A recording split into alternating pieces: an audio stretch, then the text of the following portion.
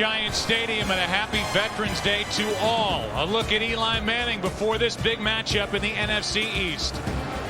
Welcome to football on Fox. Second half of a big day. The Dallas Cowboys and the New York Giants. And now welcome to the broadcast booth, everybody. I am Joe Buck. Troy Aikman is coming right up. What's it going to be at the end of the day?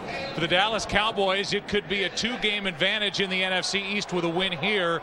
For the New York Giants, they're trying to stay hot and get into a tie atop the division with a win for Tom Coughlin over Dallas. And that's what we'll start with, Troy, and we'll talk about this Giants team. These two teams met in week one down in Dallas. 80 total points. It was a heavyweight fight and a lot of points on the board, but both teams believe they're better than they were in week one, especially the Giants, who try to stay hot. Yeah, and I think for the Giants, where they feel that they are much better is on the defensive side of the ball, and I would agree with that. During this 6-game win streak, they have been outstanding, but I will also say that of those 6 teams that they beat, no one has the offensive firepower that they're going to see today again with the Dallas Cowboys. And so how well are they able to hold up? And, you know, I think that how they play today is going to help validate what they've done up to this point. And then when you talk about validation, I think this is an opportunity for Eli Manning to show what he's capable of doing in a big game. I think there's a lot of people within this organization and Giants fans that want to see Eli Manning take it to the next step in a meaningful football game.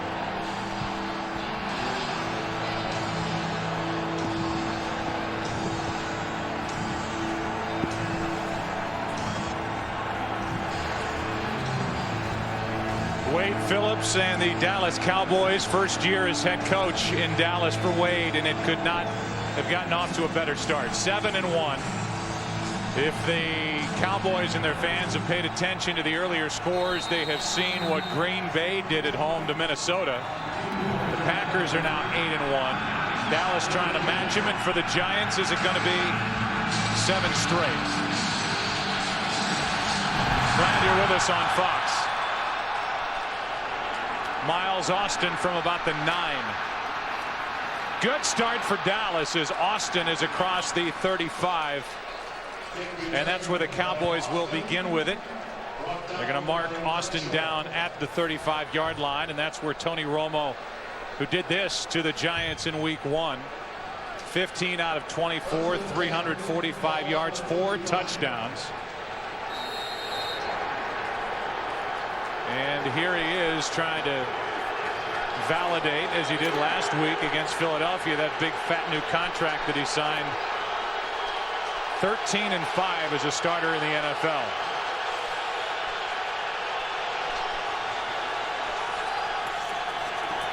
Julius Jones gets it on the first play from scrimmage and bounces.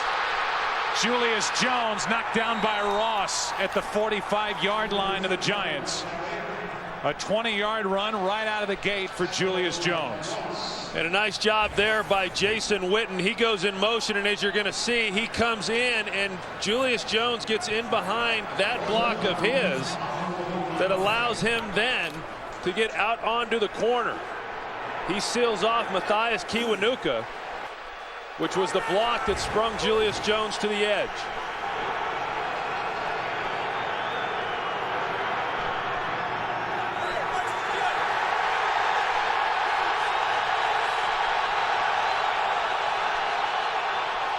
On first down, Romo sets up, incomplete. In and out of the hands of Terrell Owens, and Sam Madison made the play for the Giants. And how about, Troy, when Romo was audibling at the line, Antonio Pierce was right across from him, imploring this crowd to make some noise and bother Tony Romo. Well, there's no question, Joe, that this crowd is into this game right from the start. And that certainly is going to affect what Tony Romo then is able to do at the line of scrimmage in terms of protection calls and then also changing the plays.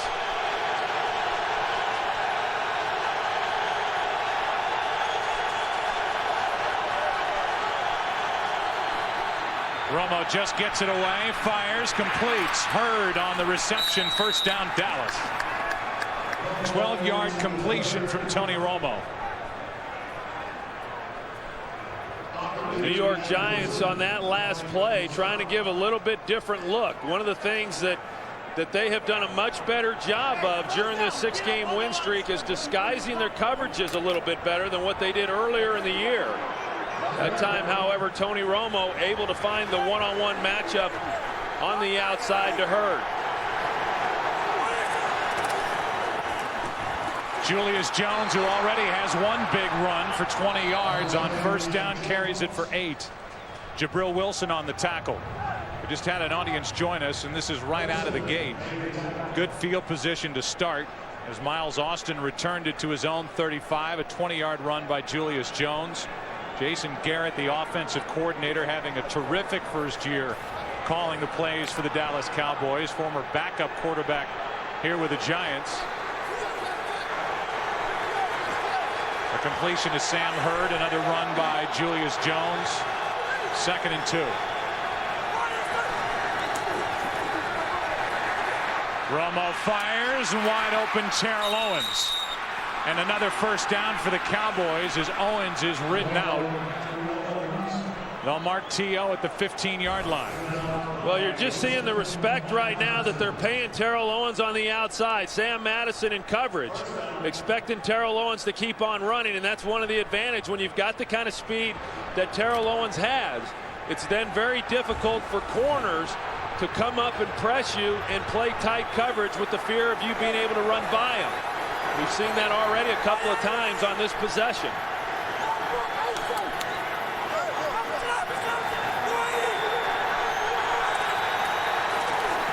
Romo hands to Jones, and this time Julius Jones goes down quick, no gain. Barry Cofield, the first one to get his hands on him, and we update the NFC East. Dallas on top, the Giants behind him, and now with that win by Philly, may have saved their season as they win in Washington. Redskins 5-4, and they have a matchup next Sunday at Dallas. Steve Spagnuolo, first-year coordinator for the Giants, and it has not been a good first series for his defense. On 2nd and 10, Romo trying to make a play, fires wide open, touchdown. Touchdown to Tony Curtis.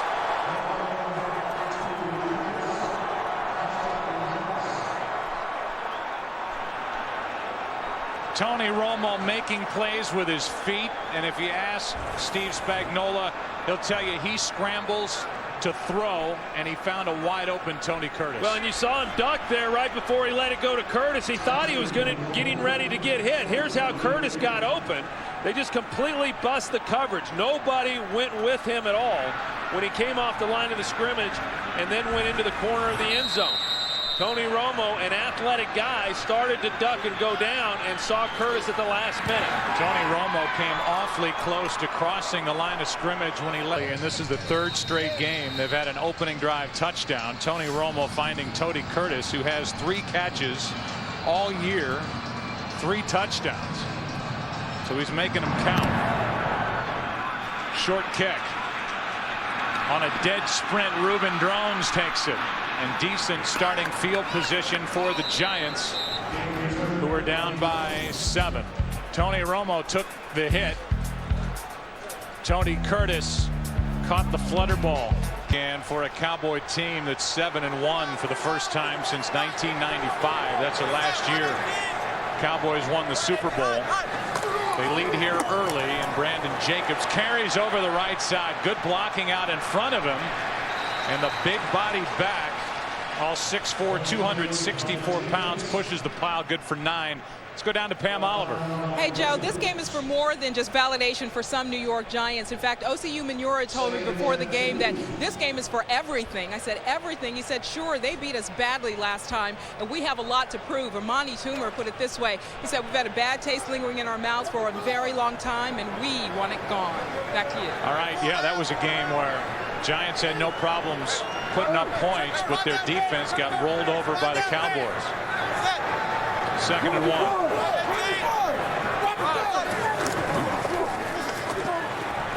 Manning's first throw to Burris. Came back with a catch and has a first down for the Giants.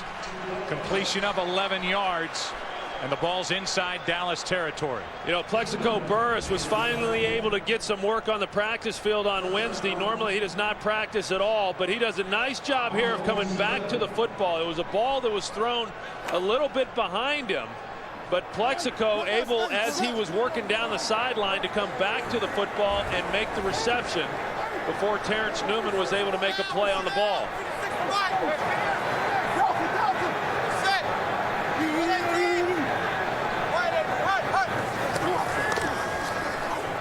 Fires to Shockey. A good open field tackle by Roy Williams, a gain of 4. That's one of the things they were able to take advantage of in the first matchup there, Joe, is go to a slot receiver set and then split out Jeremy Shockey. And when they do that, the Cowboys will go corners over with the wide receivers, and then it forces Roy Williams to be matched up with Shockey in coverage. They were able to make some plays on that formation in week 1, and they're hoping to be able to do some of that again tonight. Toss to Jacobs. And Brandon gets back to the line of scrimmage. Brandon Jacobs was injured early in the first meeting, a sprained MCL in his right knee. Left early second quarter, then Derek Ward took over. Now Jacobs is back. He was the NFC's Offensive Player of the Month with the kind of October that he had. Here's what he's done his last 4 games. And what the big point of it all is that this Giants offensive line does not get the credit it deserves for what it did for Tiki Barber and what it's doing this year for Jacobs and Ward. They're good. 3rd and 6. Hurry up. Play clock was expiring. The Giants take a timeout. 3rd down and 6 for New York. When we offensive line with the defense they were looking at prior to the timeout. DeMarcus Ware, who's now on the end, was lined up over the nose of the center, Sean O'Hara.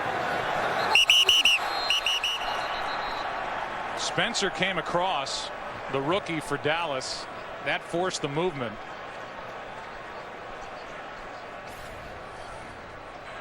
Neutral zone infraction, number 93 in the defense. The 5-yard penalty. It's still 3rd down. 3rd down and 1 now instead of 3rd down and 6. That's a big penalty against Anthony Spencer. Yeah, that's a good call too by the official, because Anthony Spencer definitely got into the neutral zone, which then created McKenzie coming out of his stance. So a good call by the official. And you're right. I mean, so many times in a big game it comes down to 3rd downs. 3rd and 1 obviously much easier to convert than 3rd and 6. 3rd best team in the NFC on 3rd down to the Giants. They did it again.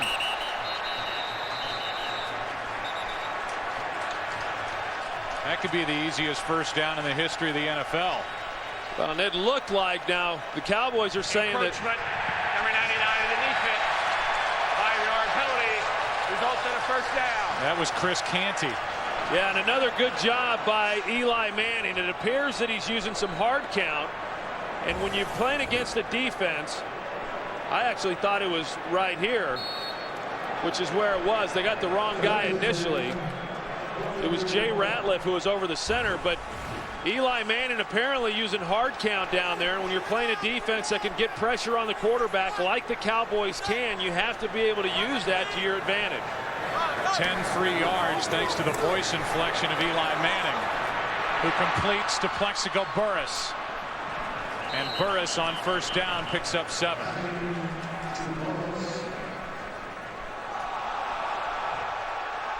And now a late hit as Brandon Jacobs ended up on his back, and a flag comes down.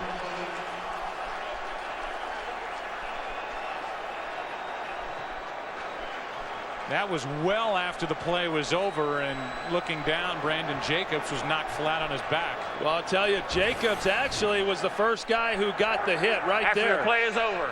Personal foul. Unnecessary roughness. Number 56 on the defense. Oh. Shoves the player to the ground after the play is over.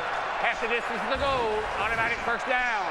That's Brady James. They were slapping each other on the helmet, and then James barely touched him, and Brandon Jacobs did some great acting and fell down. Yeah, and Brandon Jacobs was the one who actually initiated the contact very late after the play had concluded. And then coming back to the huddle is when Brady James pushed him. Cowboys have been penalized on 3 straight plays as Jacobs gets it down to the 9. I want to go back, Troy, and talk about what we said earlier with this offensive line. It doesn't get the credit it deserves. Last year with Tiki Barber predominantly as the main running back, the Giants averaged 134.8 yards rushing per game. This year, even better at 138. And that's with a combination of Brandon Jacobs and Derek Ward. This is a good group. Yeah, and I think because that they're doing it now with a different group of running backs as opposed to Tiki Barber, that this line is finally getting the credit that they probably deserve for a number of years. 2nd down and 5. Jacobs off the edge, and a good tackle is made by Ware. A gain of only 1. 3rd down coming up. There's no question, Joe, that this New York Giants team has been built around good defense and running the football here over the last 6 weeks. And as you said, Brandon Jacobs has done a great job of that. Derek Ward, during that time that Jacobs was down. But so many times when a team is running the ball well, everyone talks about what great runners there are, and Tiki Barber obviously fit into that mold. But now, because they're doing it with some other guys, this offensive line is getting the recognition that they deserve. 3rd and 4. End zone. Touchdown, Shockey.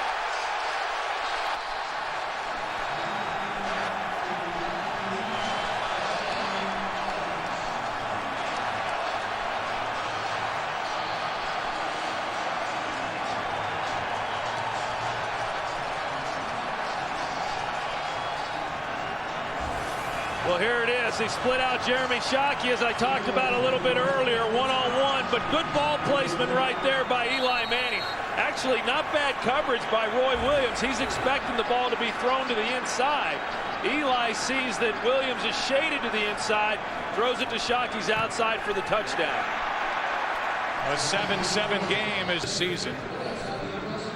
Eli Manning connects for his 14th to go with his 9 interceptions. Since 05, Eli Manning with 62 touchdown passes, 5th highest total in the NFL.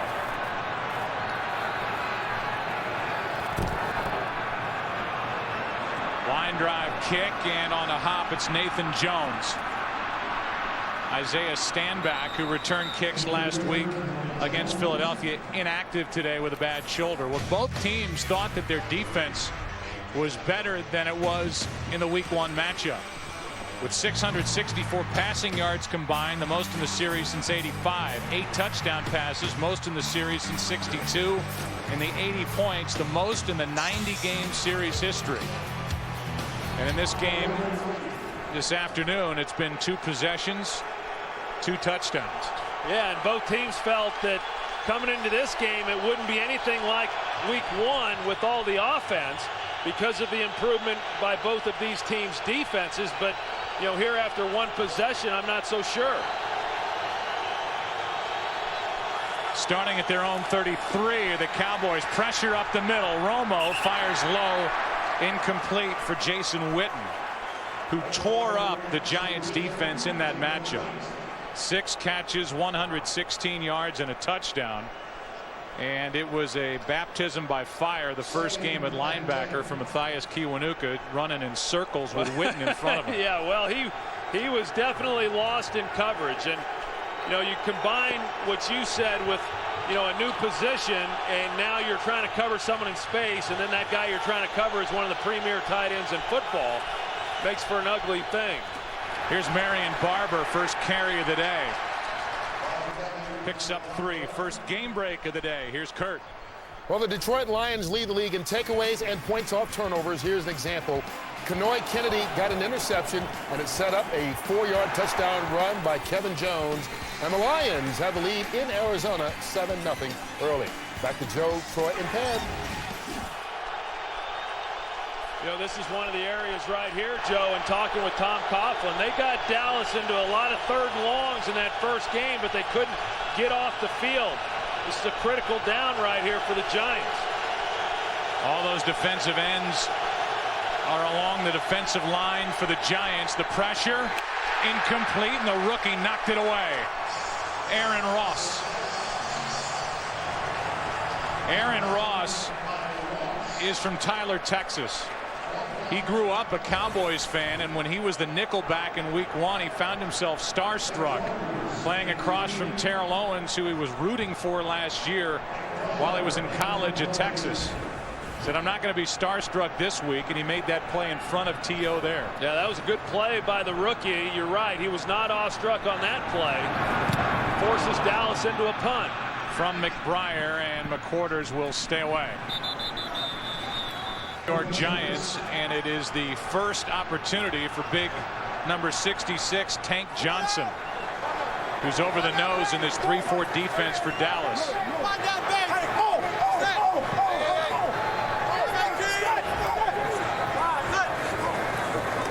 Play action on first down. Ware was coming off the edge. This one's for Shockey. What a pass. What a throw by Eli Manning. Dropped it in beautifully for a 22-yard completion. Unbelievable. One of the best throws I've ever seen Eli Manning make. I mean, this ball is just right down the stovepipe to Jeremy Shockey in between two defenders. You got Terrence Newman, who's coming up, but there was not a lot of places to put that football and to give Shockey a chance to catch it. Eli had a little time to maneuver in order to set his feet and deliver a great throw, and that he did.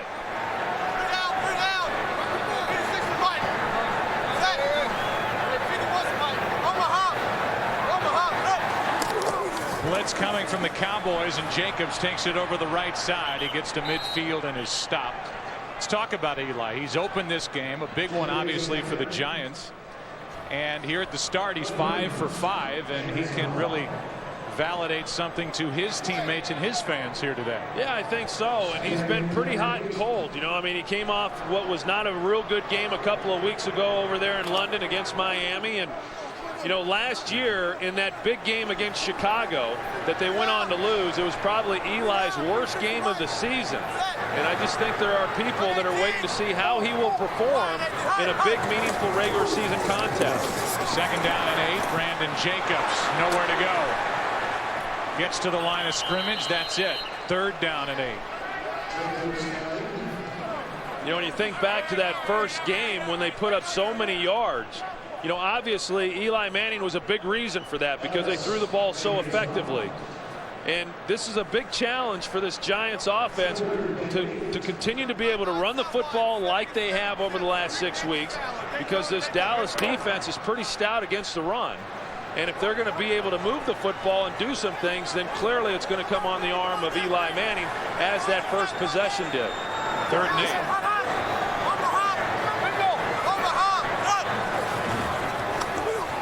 Four-man rush. Manning steps up, throws an interception. Ken Hamlin picks it off for Dallas, and now picks his way through the Giants offense and returns it inside the New York 40. It looked like Manning got hit as he let that ball go. It floated on him, and after the interception, number 26 with a 26-yard return. Yeah, we're going to see they come in at his feet, and when they do, right there with the right hip, I don't know if that's what kept him from being able to get through the throw, but a ball that clearly got away from him high. When you throw the ball high in that cover 2 defense, generally there's going to be a safety back there, as there was. Right there on the arm is what kept him from being able to deliver the football where he wanted. So a touchdown throw, and now an interception, the 10th of the season for Eli Manning, and great field position for the Cowboys.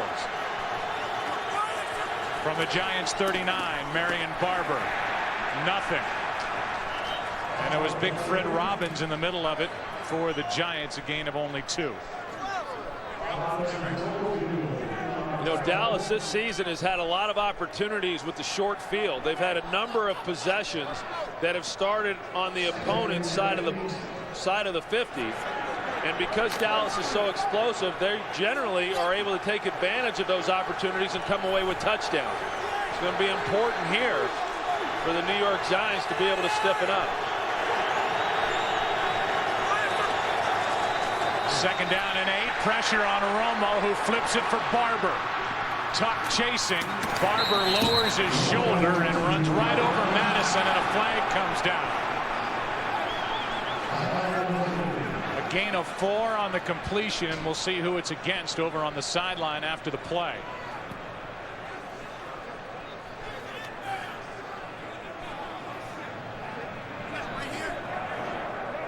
Personal foul, unnecessary roughness. Number 43 of the defense.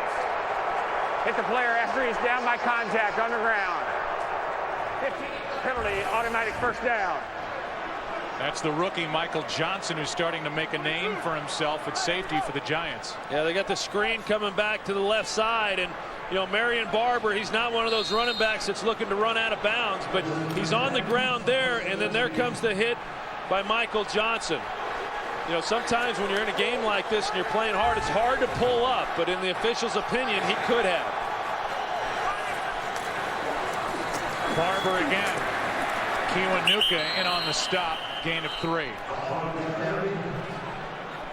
You know, there was a mandate handed down by the league to these referees and officials saying that illegal hits can and sometimes should result in a player ejection, which really heaps a lot on these officials as they're trying to determine intent and have the ability now to eject these players out of the game.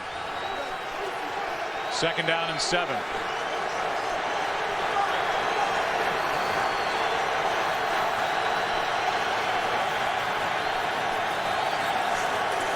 A blitz from the Giants. One-handed catch by Barber and a nice play by Jabril Wilson. Loss of 8.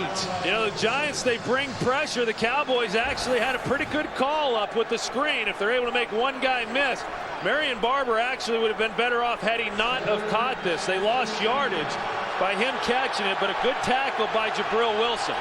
You know, when you run a screen versus man-to-man coverage, then the defender that's covering the man has got to be blocked. Jabril Wilson was not blocked, and that's why he was there to make the play as soon as Marion Barber made the catch.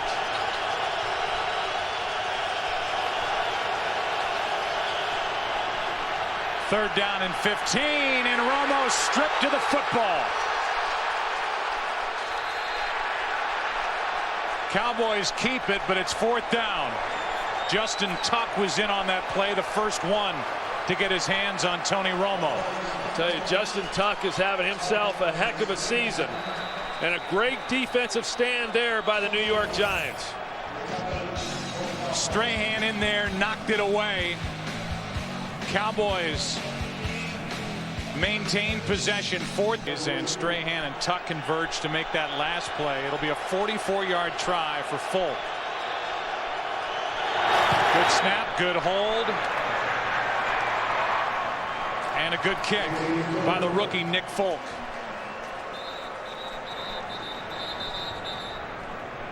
And so it's a 3-point Dallas lead. After Dallas went up 7-0 to match it 7-7. And we'll see what they're able to do now that Dallas has gone up by 3. Folk kicks it away, and Ruben Drones will return it for the Giants. Ruben crosses the 25, wrestled down at the 27, and we'll give you some early game headliners. And there you go. Donovan McNabb and the Eagles came back to win the game at the Redskins, and that was a big one. Now 4-5 are the Philadelphia Eagles. Meanwhile, how about the 8-1 Green Bay Packers, who it seems have finally found their running game thanks to Ryan Grant and Torrey Holt for a Rams team that hung on and got their first win. Holt, coming off knee surgery, is having a very good year for St. Louis.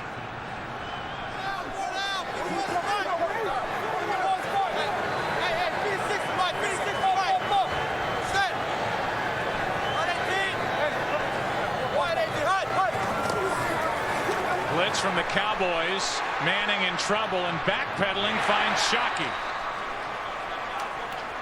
Pretty strong throw going backward by Eli Manning. Bowen with some pressure and a gain of 4. Yeah, Dallas decided to bring some pressure of their own, and they've done it a few times now. And watch this offensive line in the middle there. They do a good job of picking it up, and then they pick up Adele late with the back. But Eli Manning, once he starts retreating back to his left, it looked like he was just getting ready to throw it away, but he was able to find Shockey on the sideline for at least a little bit of a game. 2nd down and 6.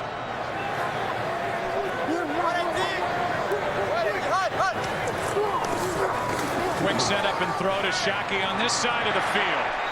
Jeremy Shockey with a lunge for a 1st down. Well, there was a lot of Jason Witten, Troy, for the Cowboys in the first meeting between these two teams, and obviously the Giants' approach here today is a lot of their tight end, Jeremy Shockey. Well, a lot of their tight end, Jeremy Shockey, matched up on Roy Williams. It's going to be interesting to see if the Giants continue to do that, what changes and adjustment the Cowboys are going to put in order to keep that matchup from happening. Right now, the Giants clearly like what they see when they got Shockey on Roy Williams. On 1st down, it's Brandon Jacobs, who was wrestled down from behind. Brady James on the tackle for the Cowboys. No gain. Brady James, he has really turned into a heck of a football player here over the last several years. One of the real leaders of this team. And I know in talking with him, you saw him had a free run right there in the middle in order to be able to pick up the tackle on Brandon Jacobs. And he said the biggest difference for him in this system, as opposed to what he was doing under Bill Parcells, is that they cover up the offensive guards, and so he does have more free runs sideline to sideline to be able to make more plays. Blitz from the Cowboys again. James doesn't get home, and the pass too high for Burris. 3rd down and 10. Well, that looked a lot like the first interception that Eli threw, where he stepped up in the pocket, had to move around a little bit to buy himself some time, had a chance, but then threw a high ball over the middle.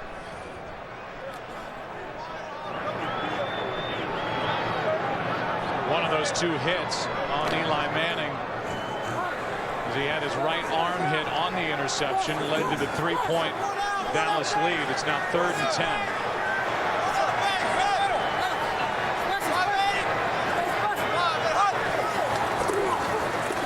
Four-man rush. DeMarcus Ware gets there. David Tyree trying to block, and that's not going to work. A loss of 14. It's 4th down. Now here's DeMarcus Ware, and you know what happened was Dave Deal is the guy who's going to come out and take DeMarcus Ware, but then he got picked off by his own man.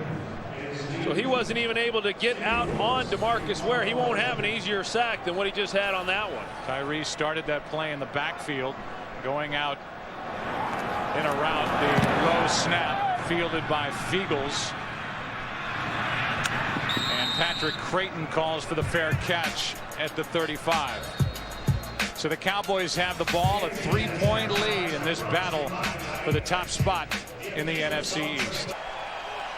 Eli Manning, Kevin Gilbride going over what the Giants are trying to do offensively. That last drive didn't go anywhere, and now the Cowboys start at their own 35, up 3. 1st and 15. It's Colombo. Both start. Number 75 of the offense. 5-yard penalty. 1st down. We look ahead to next week's schedule, and these Dallas Cowboys will be featured at home, but that's only part of it. Week 11, the Giants and Lions, Panthers and Packers. See the other games listed. The Redskins at the Cowboys, the Rams and 49ers, Bears at Seahawks late next week.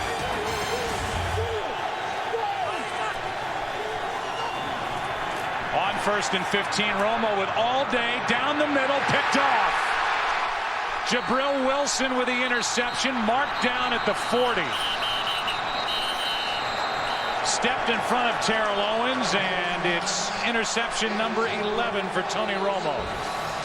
Well, this is one thing that Tony Romo will do. He has such great confidence in his ability to put the ball exactly where he wants that he thought he could fit that one in between 2 defenders. He just underthrew it in a great play by Jabril Wilson. 3rd pick for Wilson. Giants take over. 18 starts, has thrown 21 picks, 5 in one game this year at Buffalo. A win for the Cowboys. Quick throw to Burris, and out in space he makes a move. Gets around Jack Reeves and picks up 3. You know, it's really interesting with Plexico Burress. We talked about it a little bit earlier, and most people know, certainly Giants fans know, that he doesn't practice during the week and actually didn't get a whole lot of work during training camp. And even though he got some work on Wednesday because they came off of the bye week last week, for all practical purposes, he didn't practice this week either.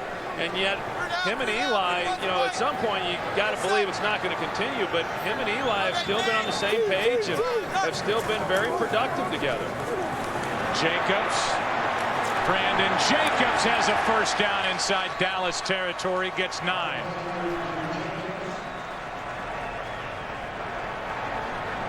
Well, just a good job of getting a push up front by that offensive line. Tank Johnson, who's right in the middle. You're going to see them double team on him and get him moving. Anytime you got a defensive lineman who's got his back to the line of scrimmage, that bodes real well for picking up a lot of yards for an offense.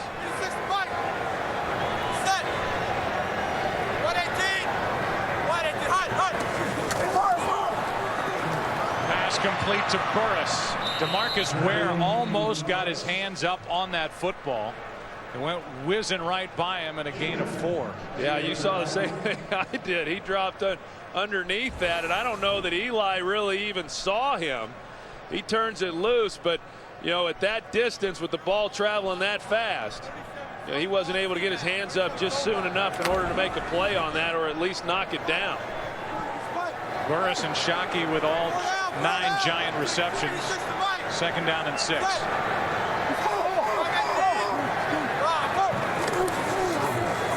Brandon Jacobs, penalty flag on the play, and Jacobs goes backward, lost a yard and a half. But a flag is down.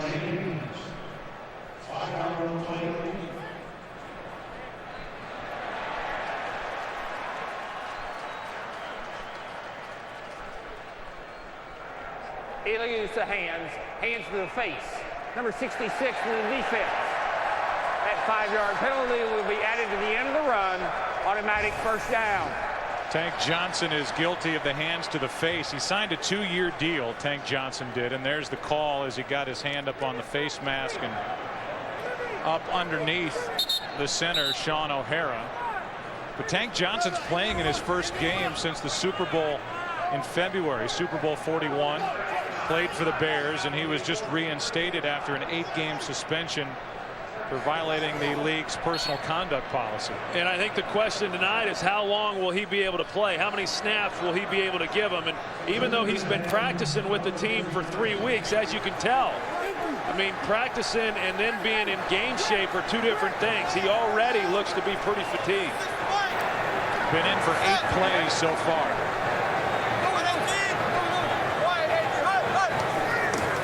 First down, Giants. Shockey. Nice catch on that low, hard throw. Wade Phillips is screaming, wanting a holding call. He's not going to get it. A gain of 5, and Shockey already has a season-high 6 catches in this first half. Yeah, I like what they're doing already with Jeremy Shockey. I mean, when you talk about Plexico Burress, he's basically playing on one leg. How much is he really going to be able to give you? Amani Toomer, more of a possession-type receiver. And I think the matchups, as we've already seen, favor Jeremy Shockey, and the way that they're getting him involved in this ball game. This is what we grew accustomed to seeing much earlier in his career. Toss to Jacobs. Picks up a yard. While we were talking about Tank Johnson, what a lot of people forget is that the Dallas Cowboys started the season with a very good nose tackle in Jason Ferguson, who went down week 1 in the Giants game with a biceps injury, and so they've been trying to fill that void. Tank Johnson the latest to try and be one of the big bodies in the middle, but they miss Jason Ferguson. Yeah, I think they do. I mean, they miss a guy with that kind of size. And, Jay Ratliff then moved from defensive end to nose tackle. He's done a good job, but you get an opportunity to bring in a guy like Tank Johnson, and that's what the Dallas Cowboys do. They'll take chances on those types of guys. Hand off to Brandon Jacobs, and Jacobs is knocked down right at the marker. Looked to be enough for a first down. We will see where they spot it. It is a first down for New York. The other part of Jeremy Shockey that I don't think people talk enough about is the job that he does blocking. You see him right there lead the way for Brandon Jacobs. And again, it's Roy Williams is going to be getting tired of seeing Jeremy Shockey by the end of the day, whether that means him catching the ball or him blocking him as he did there. First down, Giants. Amani Toomer, his first catch of the day to the 23-yard line of Dallas. 4-yard completion. Jock Reeves on the tackle for the Cowboys. You know, Eli Manning right now, you can tell he's getting comfortable, and the Cowboys are one of those opponents. I know in talking with him that he said he just tends to feel pretty good about, and some of his better games have come against the Dallas Cowboys. Not that they've all been good, but I know the last couple of games that he's had against them, he's played well, and sometimes it just works out that way. And right now, he appears to be in a real comfort zone.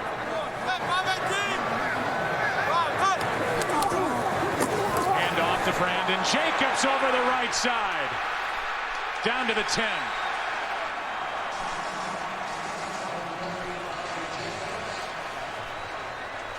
And we showed Jeremy Shockey a little bit earlier and him getting involved in the run game. Watch Plexico Burris on the outside, and it's because of him right there on Jock Reeves, which allowed Brandon Jacobs then to get more yards than what he otherwise would have. You know, Jock Reeves might be thanking Plexico Burris on that one. I don't know at his size he wanted to take on Brandon Jacobs head on anyway. 9th play of the drive.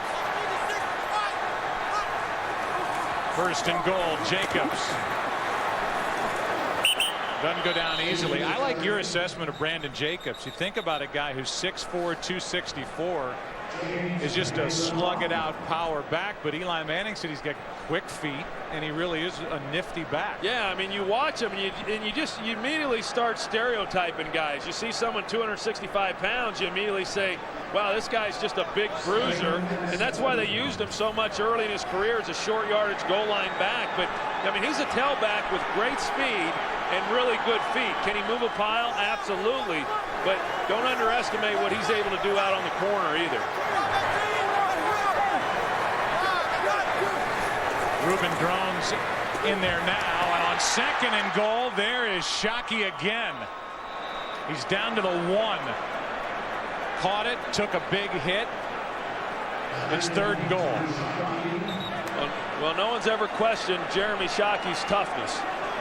You know, Eli, I think he knew right from the beginning where he was going. He was looking off coverage to the left, and then immediately comes right back to Jeremy Shockey, knowing that he had the crossing route over the middle of the field. You know, Jeremy Shockey's got to be loving his involvement so far in this first half. Guy Wimper on the end of the line to the right is an eligible receiver on 3rd and goal. It's Reuben Drones. Touchdown.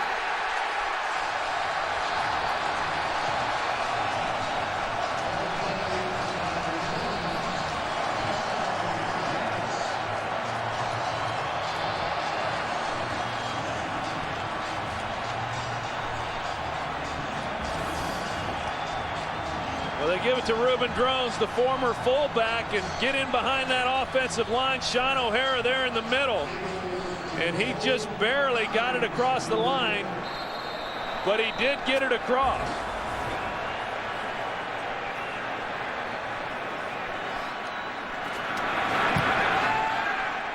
An impressive drive. And an impressive half put together by Jeremy Shockey. Shockey's catching him. He's blocking. Drones pounded it in and put a smile on Michael's interception. And now 7 for the Giants after the Romo pick. Jabril Wilson did the honors for the Giants, and now Dallas about to get it back down by 4.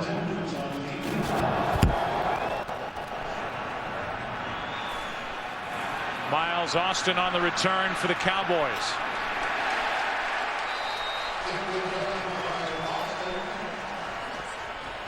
Chase Blackburn and Hickson on the stop. A 21-yard return. Shockey's all pumped up today, as are the honored before today's game on Veterans Day. Those were the guys who conducted the flyovers with the F-18s prior to the start of this afternoon's game. First down, Dallas, and a handoff is to Julius Jones back in at tailback. Broke free from 1 tackle and picked up 3. Jabril Wilson on the stop for the Giants. You know, the impressive part to Tony Romo's game on the field, he's got a heck of a game off the field too, evidently. But he's a guy who moves his feet, slides, makes plays, and according to the defensive coordinator for the Giants, Steve Spagnuolo, he scrambles to throw. He doesn't scramble to run. And Oseum Manura, defensive end, said, I don't care, I'm coming to get him, and if I bust contain and he gets outside me, I'll just chase him down from behind. 2nd and 7. There's Umanura coming, and he had help. A busted play. It's 3rd down. Loss of 2.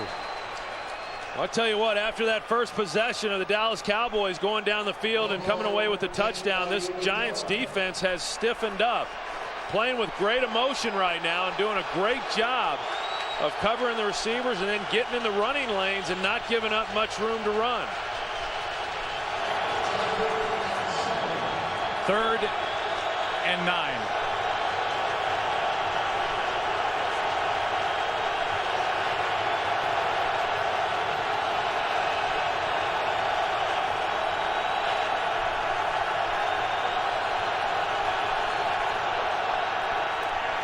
Pressure on Romo and right through the hands of Terrell Owens.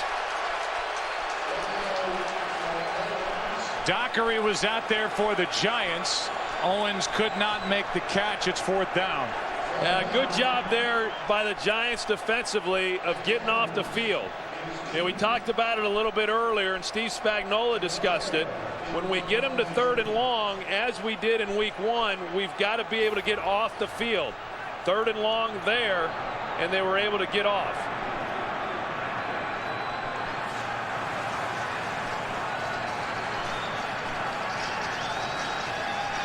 McWhorter's waiting for the punt from McBriar, who hits a good one.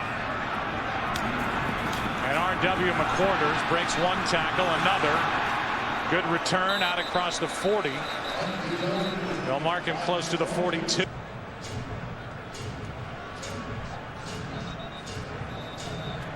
.245 left in this half. Giants have the ball and 2 timeouts remaining. Here's the call from Jeff Triplett. There is no foul on the play.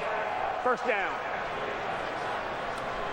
You know, coming into this game, Joe, we just saw the discrepancy there in time of possession here in the first half. The Giants are 4th in the National Football League in controlling the clock offensively. Normally, they've done that with the running game. Today, they've done it with Eli Manning completing such a high percentage of balls. Manning goes down. Brought down by Canty. That's his 2nd sack of the season. And it came at a great time for the Cowboys, a loss of 8. Yeah, it did. And you're going to see Eli had time to be able to move and get rid of this ball. Right there, the clock's got to go off, and the ball's got to come out of his hand.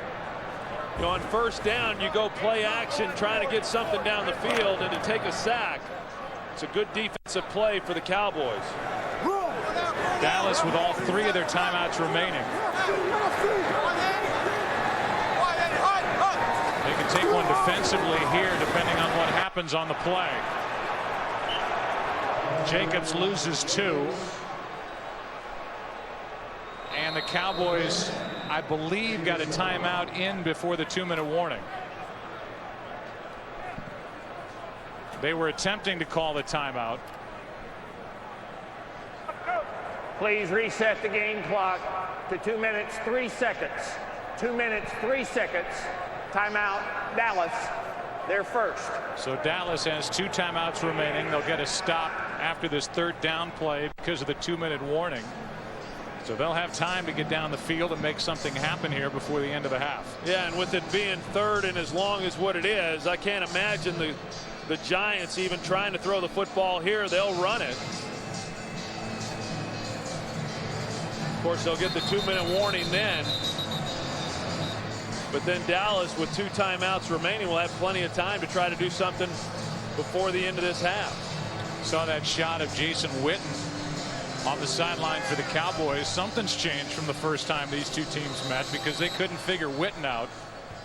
with the day that he put together in week 1, and so far he's been shut out in this half. Yeah, that was a real focus, and as it should be. I think when you look at the Dallas Cowboys and what really drives this team outside of Tony Romo, I believe that it's Jason Witten.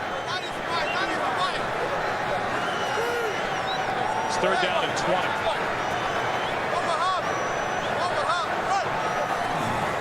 They will throw on 3rd and 20. No, they won't. As Manning takes a sack, Spencer rings him up, his 2nd of the season, the rookie and the #1 pick, 1st rounder from Purdue.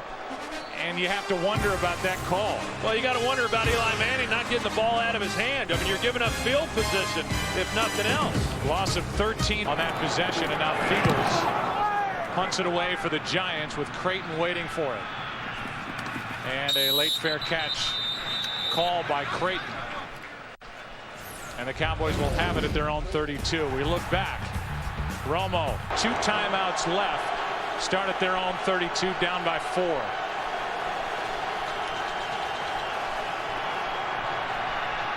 Romo completes to Creighton. And Patrick Creighton gets smacked out of bounds by Michael Johnson, a gain of 8. Coming up, the Visa halftime report. Kurt, Terry, Howie, and Jimmy. Scores and highlights from around the league. The Fox Sports ticker will keep you updated with up to the second stats. Well, I think this becomes a big defensive possession for the New York Giants. It seemed like all the emotion and momentum was behind them, but if they give up any points here, whether it's a touchdown or a field goal, I think it's going to take away from how they feel about this first half going in at halftime. 2nd down and 2. Romo fires and completes. Catch is made by Hurd. Gain of 9 and a 1st down. You know, so much was made about this Giants defense, Troy, allowing all those points. 80 points in the first 2 games against Dallas and Green Bay. Only 79 points allowed the next 6. And after that first drive by the Cowboys, they have clamped down on Dallas. Romo throws, completes to Owens. Madison had fallen down, and Terrell Owens has wrestled out of bounds, picked up 11 and a 1st down. And the big thing is that for the most part, after these completions, the Dallas Cowboys have been able to get out of bounds and then stop the clock, preserving their 2 timeouts. You know, there's the route on the outside with Sam Madison, but you know, this generally is where the Dallas Cowboys are pretty dangerous. Now they go back and they huddle here, so it gives the Giants an opportunity defensively to huddle and then figure out what they want to do. But when they're in a no huddle situation, they're so explosive and they have so many skilled players that they put the defense on their heels. From the 39 on 1st down, Romo throws, completes. Creighton. And Patrick Creighton picks up 9. Clock continues to run with 55 seconds left in the half. Previous 4 possessions for Dallas had netted 2 yards. This one different. 2nd and 1. And Romo pushes the pile forward. It depends on the spot. Trying to pick up the 1st down.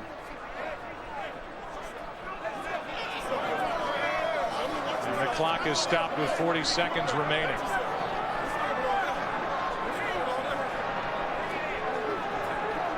Where they marked Romo, it's awfully close. He could be inches shy, but we will watch Dallas spend their 2nd timeout and watch the chains come onto the field, called out there by Jeff Triplett.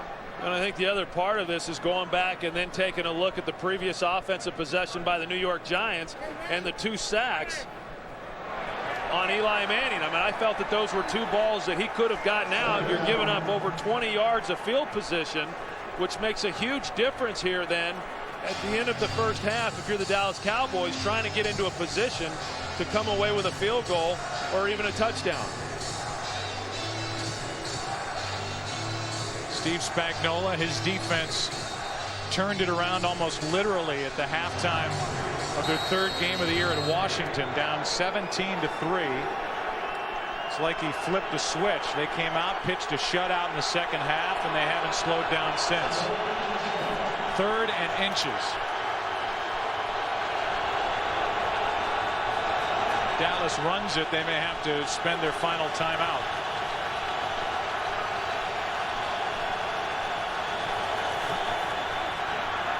Third and inches. Romo throws, and waiting for it is Terrell Owens. First down, Dallas. A 10-yard completion. Yeah, it was a fade stop on the outside, Joe, and when you throw the ball with the kind of timing that Tony Romo did on this one, there's not a lot you can do about it if you're Sam Madison. As you can tell, you know, he was engaged with Terrell Owens. He had help over the top with a safety, but because Terrell Owens knew when the ball would be released, he was able to come back and make the play. Terrell Owens knew that it was good coverage. He just knew there was nothing he could do about it. This is where Romo earns his money. 5 for 5 on this drive. Still one timeout left. Pass complete to Creighton. Broken tackle. Touchdown, Dallas.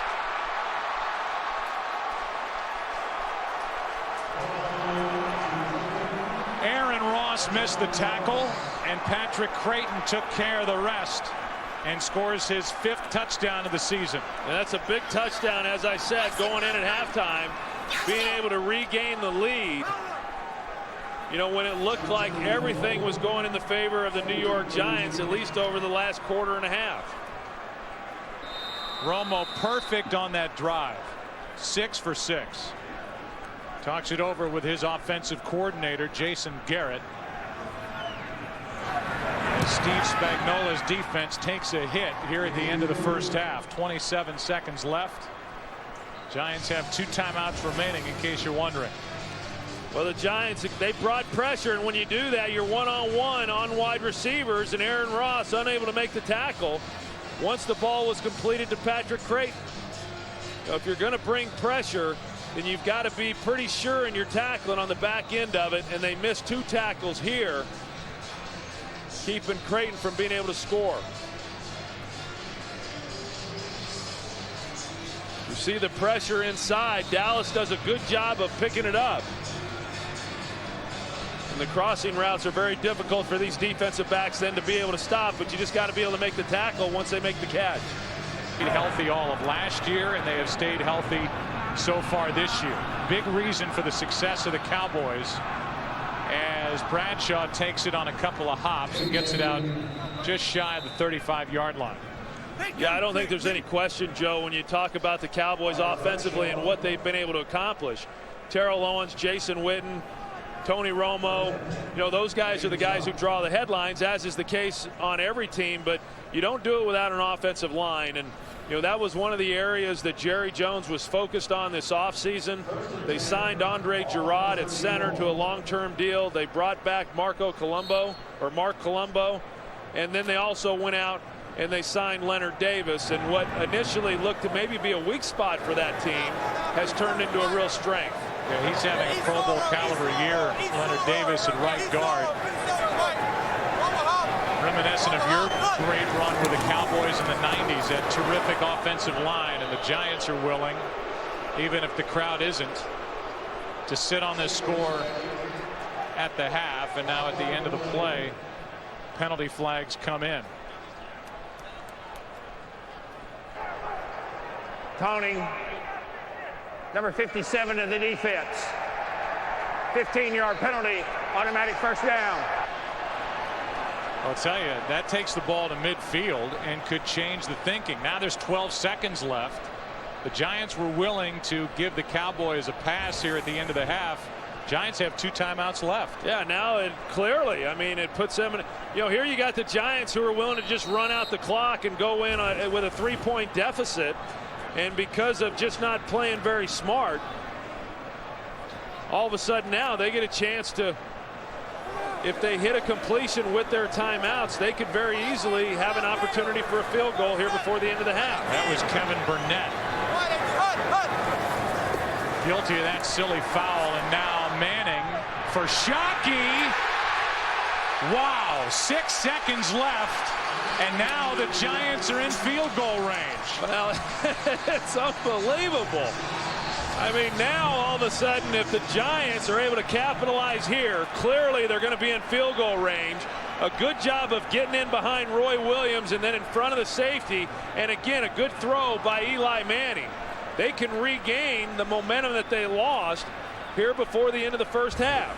6 Dallas penalties in the half, 5 on defense, and none bigger than the one on Burnett. Now, believe this or not, Lawrence Tynes was late getting onto the field, the kicker, and so the Giants have to spend a timeout. Well, I'm not sure what Tynes was doing. I don't know if he was just warming up and that's why he was late getting out, or if he was just unaware of what was happening in the game. Let's see, we've got the center, we've got the tackle. Fiegels is into hold. To Shockey. Sets up this opportunity, a 40-yard try. Kick is long enough and good. Can you believe, with 1 second left, how the end of this first half just completely changed because of a ridiculous penalty by Kevin Burnett? Well, you always talk to coaches and you ask them about what they look for in players, and the first thing they always say is, you know, we want smart players. And I'm not suggesting that Kevin Burnett's not a smart player, but I can tell you this play here is not smart at all. The completion in between those two plays by Eli Manning to Jeremy Shockey set up the 40-yard kick, which was drilled by Tynes. Against the Giants defensively, Shockey's doing that right now against this Cowboys defense. Now the squib kick, and that'll do it for the half. That big 29-yard catch by now. He's expecting another big half. I guess. High hanging kick, and it's Bradshaw from around the 15-yard line, crosses the 30. 17-yard return. Carpenter on the tackle, and a penalty flag comes in late again, way after the play was over.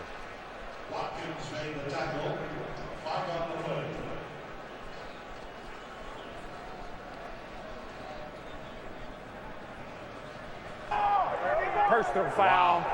Unnecessary roughness. Number 29 of the kicking team. Blow to the face. 15-yard penalty. Automatic first down. That's Keith Davis, who is a special team standout for the Cowboys, and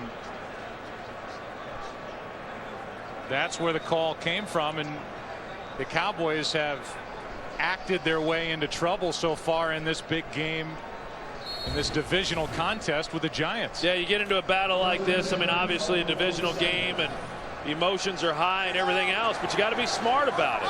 You know, Dallas came into this game as one of the most penalized teams in the league, and they've continued with that here tonight. Handoff is to Brandon Jacobs, and Jacobs picks up a couple. Let's go down to Pam Oliver. Well, Joe, Wade Phillips talked about the need for the Cowboys to keep on fighting in this game. He also talked about the need to change the strategy for Jeremy Shockey, who had those 8 catches, 86 yards, and the touchdown. He said, we're going to double that guy on every single play. Meantime, Tom Coughlin has stressed to his team in the second half that Dallas Cowboys are a third-quarter team. It's critical for them to win the time of possession in this key quarter. Back to you. Yeah, it is. It's an important point because the numbers are unbelievable for Tony Romo in the third quarter. 10 touchdowns, no interceptions, a 141 quarterback rating. That was Shockey who was circled. Manning's looking his way, and it's tipped. What a good play. And out in coverage, it was Aiken Adele. You know, that was a good play by Adele because it looked initially there that there was a seam for Manning to be able to fit that ball in there, and so for Adele to be able to keep that from happening by laying out, you know, pretty good job. It's now 3rd down and 8. I'd like to know offensively what the game plan is for the Cowboys trying to get the ball in the hands of Jason Witten, which we'll talk about next time they get the football. But he has been shut out.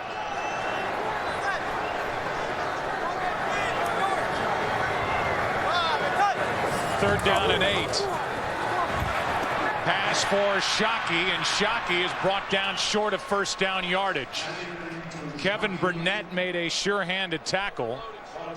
It was a 6-yard gain, but short of the first down.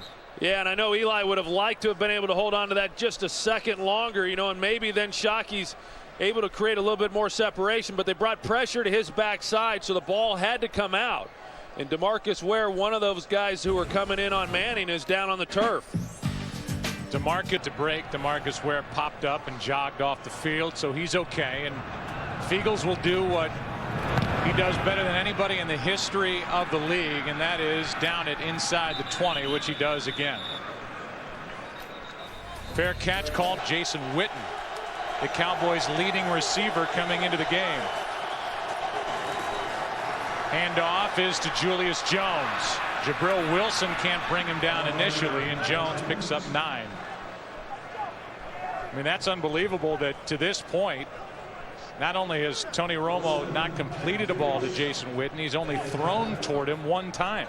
Yeah, and I think part of it is that the New York Giants have done a pretty good job of bringing pressure, and so in order to try to block them up, Jason Witten then becomes a big part of providing that protection for Tony Romo. Julius Jones on 2nd and 1 picks up a first down. Antonio Pierce, the middle linebacker, on the stop. You know, I think what the Giants have done a good job of in this first half is that they didn't give up the big plays. I mean, you think back to that first game, Tony Romo only had 15 completions in that game, but yet he threw for his season high in terms of yards, 345 yards in that game on only 15 completions. That gives you a pretty good idea of some of the big plays that were created. He hasn't had those in this game so far.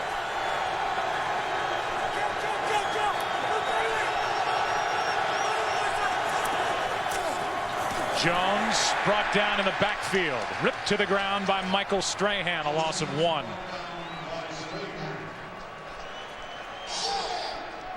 When Michael Strahan on the backside, Jason Witten, who's going to try to cut him off, he just cannot get his helmet in front of him. And with Julius Jones running away, the only way to try to keep that block or make that block and keep Strahan from making the play is to be able to get clearly in front of him. And Witten was not able to do that. Strahan, his 3rd tackle. He has a sack, a forced fumble in this game. 2nd down. Fasano's open. He makes the catch and hops out of bounds. It certainly looked like Dockery was trying to bait Romo into that throw, and Kevin Dockery couldn't get there for the Giants. Well, there's no question. I mean, Romo had him open right from the beginning, and I think Romo knows he got away with one because Dockery was right there, and I'm shocked that he didn't make the play. I mean, he comes across there, got a good jump on the ball, but just not enough. 3rd down and 2 for Dallas from their own 35.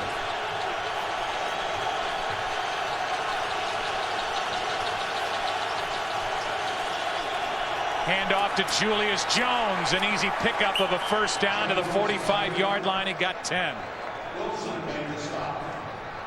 They were lucky Jabril Wilson was there to make a play because they were spread out pretty good, and if he's not able to make the tackle, Julius Jones would have been off and running. Watch the push inside here. You see Barry Cofield, he's on skates. And then Julius Jones hits it inside, but Jabril Wilson was the last line of defense. Otherwise, Jones was going all the way. Blitz from the Giants, and it gets there. Julius Jones is ripped backward by Kavika Mitchell. He came on a blitz and ran right into it, a loss of 1. And Antonio Pierce, he's about ready to get called for an unsportsmanlike conduct as well. He took a shot late, only he didn't draw the flag. You know, there's Kareem McKenzie going in. Starting right tackle for the Giants. So they'll take a look at him. It's 2nd down and 11. 5 of the 6 plays on this drive have been Julius Jones runs. Another blitz, passes low and caught, and that's the first of the day for Jason Witten. But it is a minimal gain of only 4. 3rd down coming up. Well, you take a look at what they're doing here with the pressure. I mean, they're doing a great job of bringing blitzes inside. They come off the slot as well. And that's one thing that the Giants have continued to do throughout this game. They keep bringing guys, and that's part of Steve Spagnuolo, the defensive coordinator. That's part of what he brings. He was with the Philadelphia Eagles for 8 years as the linebackers coach. He likes to bring pressure, and they've brought a lot of it here tonight. 11 Giant blitzes in this game. It's 3rd and 7.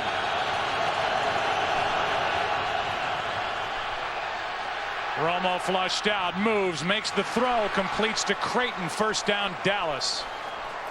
Making plays with his feet, that's what Tony Romo does. A completion of 15 yards and a conversion on 3rd and 7. Well, and that then becomes the challenge, because if you do bring people and you're not able to get to Romo, it's almost impossible then for your coverage to be able to hold up, because he can buy time, and it gives those receivers more time then to find the open spots.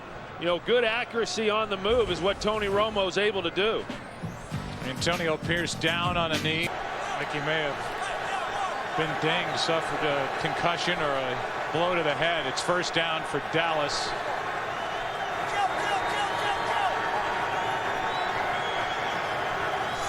After that 3rd and 7 conversion, Romo backpedaling. Owens is looking for a flag, doesn't get it.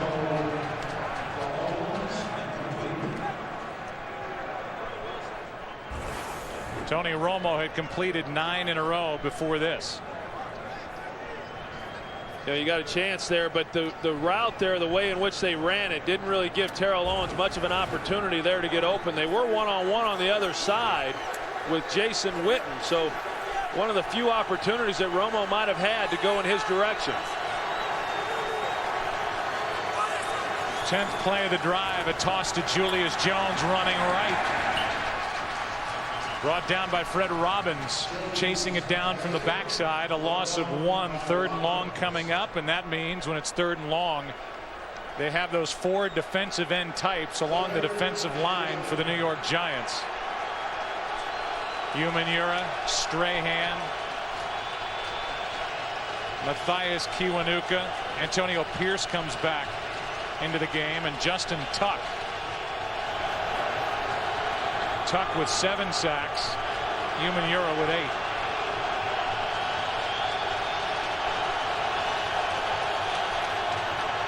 Romo has time and has Creighton wide open, and Patrick Creighton with another big first down for Dallas to the 25. You know, the Giants, they try to do a little twist inside with O.C. Umenyiora, and he's going to come around this way. The problem with that is it takes too long. Tony Romo's got time then to sit in the pocket and survey the field. And again, Patrick Creighton, who's very good as an inside receiver. He does a good job of finding the holes. Of course, that time it wasn't all that hard to find. There was nobody there even trying to cover him. Third down conversion on this drive. Play action from Romo. Gonna go for T.O. Dropped it right into his hands. Touchdown.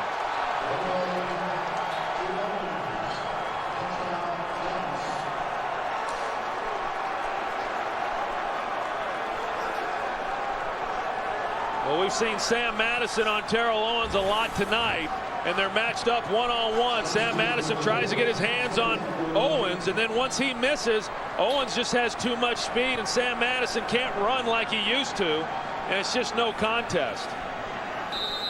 If you're going to come up and get a jam on him, by gosh, you better get the jam, otherwise you're beat. 7th touchdown of the season for Terrell Owens, coming off a huge week at Philly. Was named a team captain. 10 catches, 174 yards. Tony Romo celebrates the touchdown. Many for the Cowboys. Now has 20 touchdowns in 25 games with Dallas. 121 touchdowns in his career. The Cowboys are back on top by 7. But they've blown 3 leads in this game as Bradshaw takes it from the 15. Penalty flag comes in as Bradshaw is trying to break loose down the sideline, out of bounds, short of the end zone, but a flag is thrown on the return. Holding number 89 in the return team. 10-yard penalty. First down. Backup tight end Kevin Boss.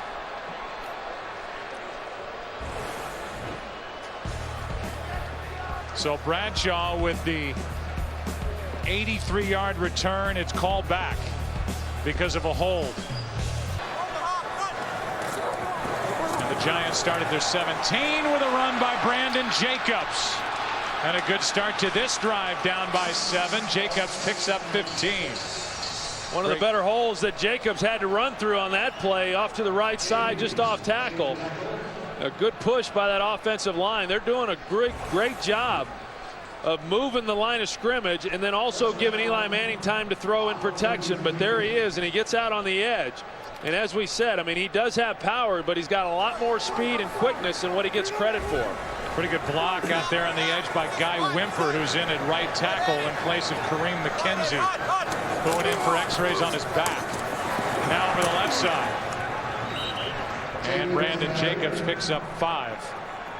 By the way, we are without one of the officials. Jeff Seaman left with a hamstring injury, so everybody on this officials crew, they rotate, and we are without an official deep down the middle of the field. Second down and 5.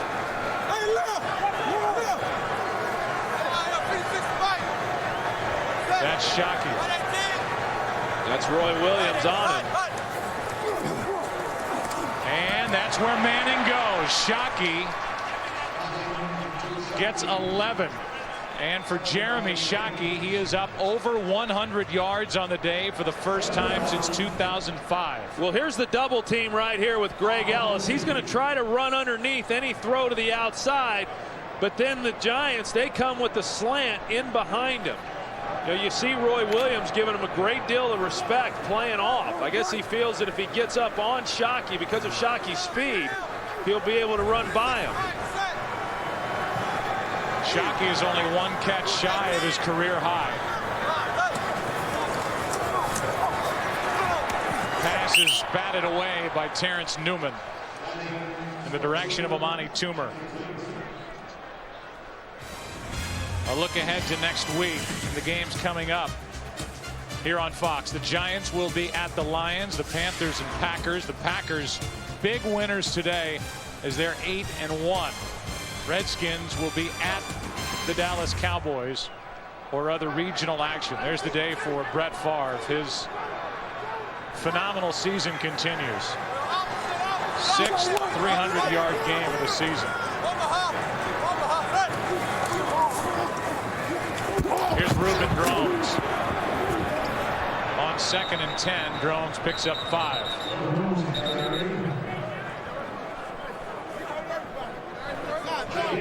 So 3rd down and 5 for the Giants, and we're already down 1 official, and now Jim Quirk, the umpire, gets hit hard on that last play by Roy Williams. I tell you, it gets pretty physical in there. It's physical for these players. Heck, it's been physical for these umpires today. The referee, Jeff Triplett, took a shot under the chin for Michael Strahan in the first half.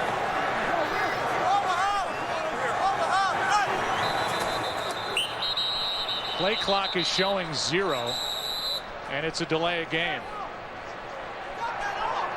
Delay of game, offense, 5-yard penalty, still 3rd down. Absolutely no excuse for those types of mechanical errors to be happening, whether that's Eli not getting the play in time on the sidelines or then him not getting them to the line of scrimmage and getting the ball snapped. But you know, there's no excuse for that to be occurring, especially when you're talking about playing at home. And what a big penalty. It takes it from 3rd and 5 to 3rd and 10.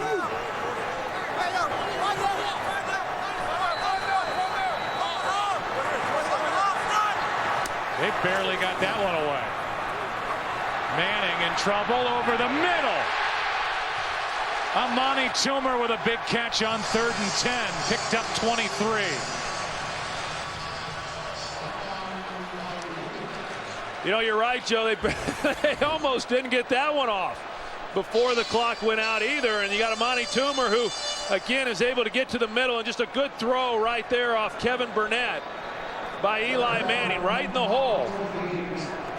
Right over Kevin Burnett, the linebacker, and in front of the safety. And what a big 3rd down conversion for the Giants. Yeah, it looked like Burnett took 1 step up, and Manning went right over his head with a 23-yard completion. Here's Jacobs. Boy, that's a big body that bangs it down to the 24. Let's go to Kurt Menefee for a game break. All right, the Lions in a hole at Arizona. Kurt Warner finds the tight end Leonard Pope. Pope's second touchdown of the day. First ever 2-touchdown game for the big fella. And the Lions are down 24-7 on the road at Arizona. Back to Joe and Troy. You know, you go back and you take a look at that third down conversion that we just saw. I mean, just by converting that play, all of a sudden the Giants are immediately within field goal range and allows them to come away with points. Otherwise, they're having to punt the football. That's how critical third downs become. Second down and 6. It's okay. Manning buying time. And ends up turning it into a play of 3 yards. Trying to wait as long as he could for somebody to spring open, and then goes forward for 3 and brings up a shorter third down. Yeah, he was able to buy himself some time. Looked like he might have had a shot there early to Jeremy Shockey working back towards him. You know, but when you get out to the sideline, and as a quarterback, you don't want to start throwing the ball back into the middle of the field. That's when a lot of defensive players get into the throwing lanes that you can't see.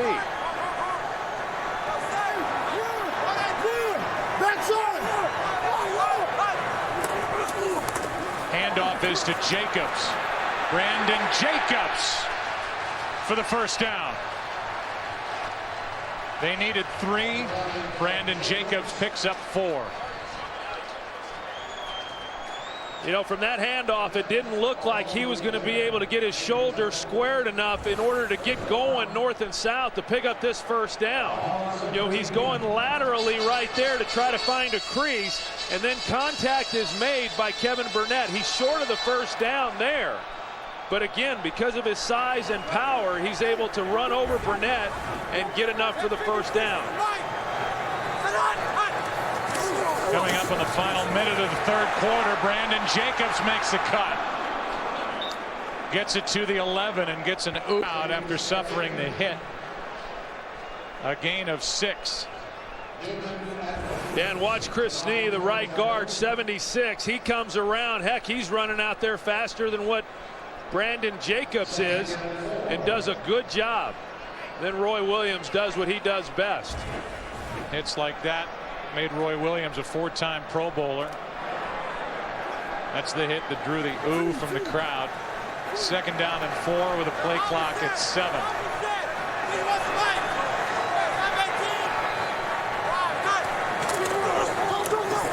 Jacobs again trying to wear down this defense.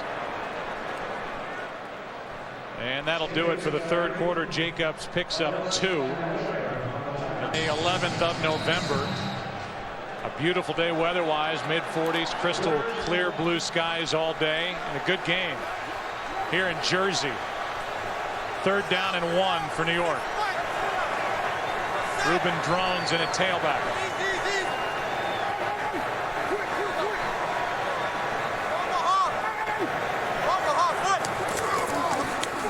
Drones carries it right past the blitz and picks up a first down. First down Giants after a gain of 3 by Ruben Drones. Well, Tom Coughlin was talking about Hedgecock here, talking about how he's a true fullback. I mean, they got pressure there, but he's at least able to stone Aiken Adele, which then allowed them to pick up the first down. A good job, because if he doesn't block him like he was able to, and Adele comes off that block, they're not able to pick up the first down as they did. Hedgecock picked up off waivers from St. Louis, just signed a 5-year extension.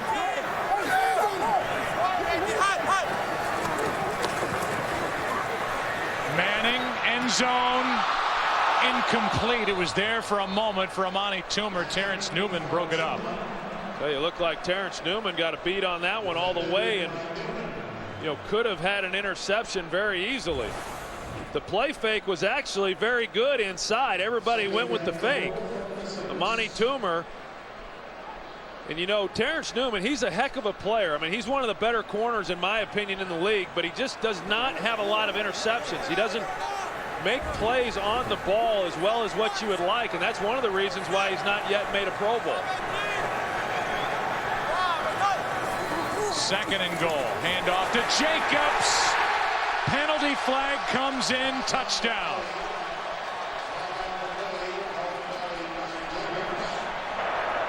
Holding number 76 for the offense. 10-yard penalty. It's still 2nd down. That's Chris Snee, who is guilty of the hold, one of the better guards in the league, and the flag came in just as Jacobs pounded it into the end zone. Well, let's take a look at it and see exactly what it was that the official saw. It's Roy Williams. He had his left hand there on the shoulder. And by all accounts, it looked like a good call. So instead of a touchdown and the chance to tie, the ball is back at the 16-yard line where it's 2nd and goal. You know, the frustrating thing about those types of penalties was Roy Williams had ran himself out of the hole. No matter what Chris Snee did, he wasn't going to make the play. That's the 2nd delay of game call. Delay of game. Offense. 5-yard penalty. Still 2nd down. And this is Eli Manning in his 4th year that's been flagged for delay a game twice during this possession. And while costly penalties really hurt Dallas in the first half, whether you consider the hold by Boss on that 83-yard return by Bradshaw at the beginning of this drive, or penalties such as this, the hold on Snee. Well, there's just got to be more urgency. You got to get out of the huddle and get to the line of scrimmage and get the ball snapped. I mean, every one of these is going down to about 2 seconds on the play clock.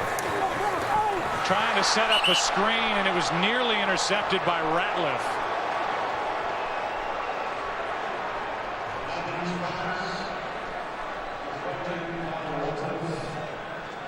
Third down and goal, and the ball is back at the 21-yard line.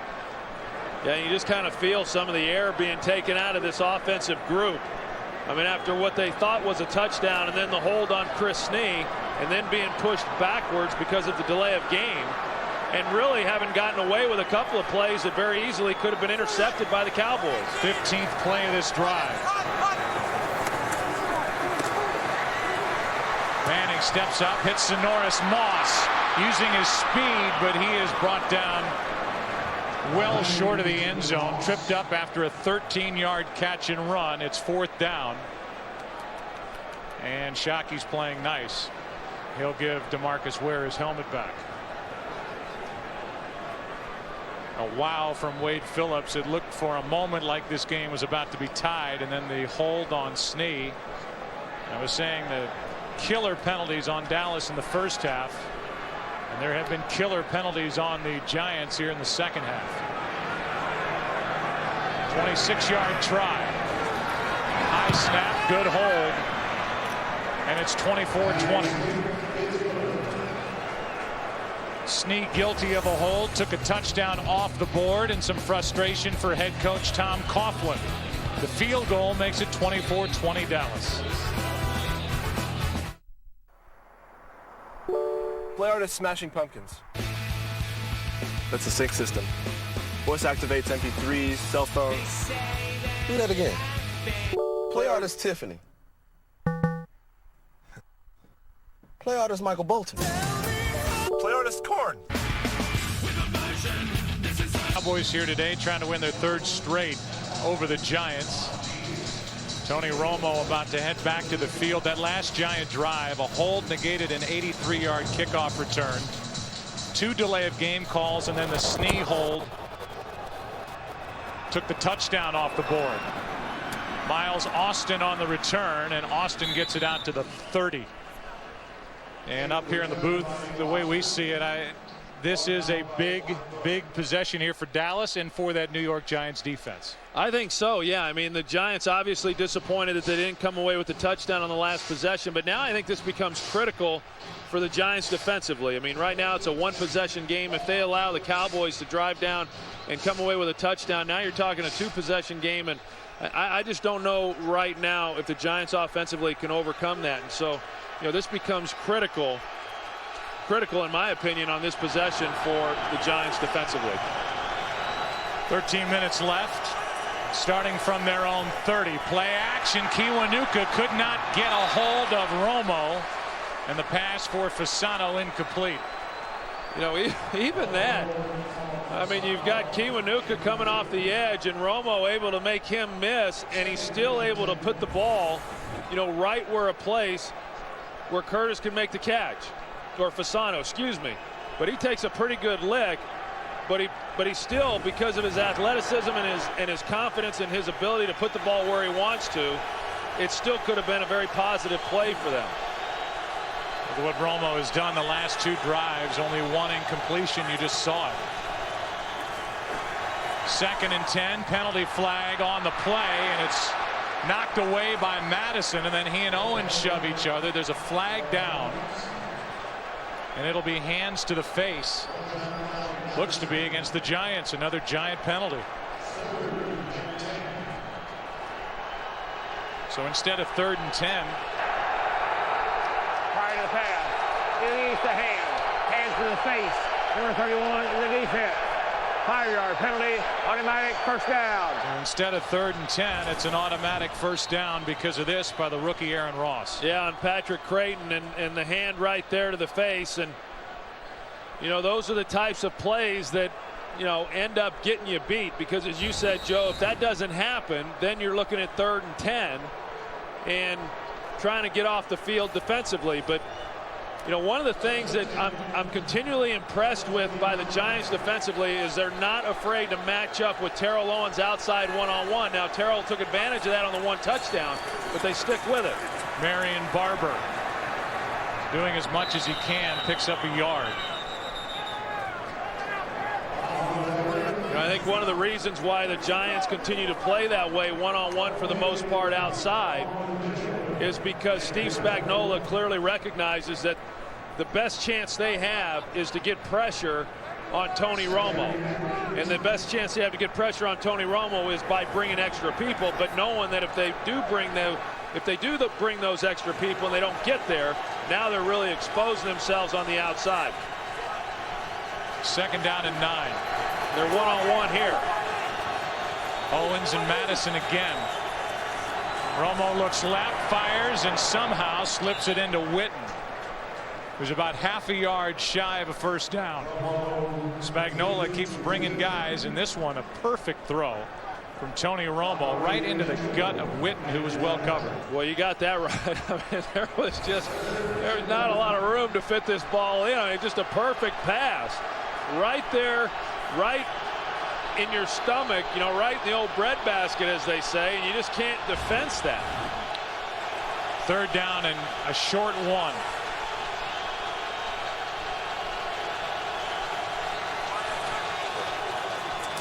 Barber breaks free.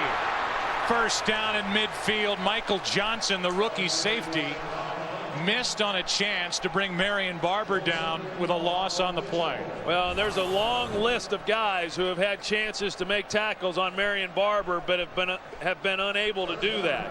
You know, Marion Barber leads the National Football League in terms of breaking tackles. If he had been able to make the tackle there, he keeps them from picking up the first down. But Marion Barber is just a very difficult back to get to the ground.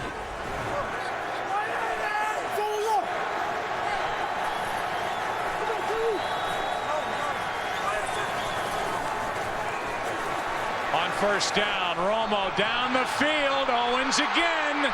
Big play, Cowboys, touchdown, T.O.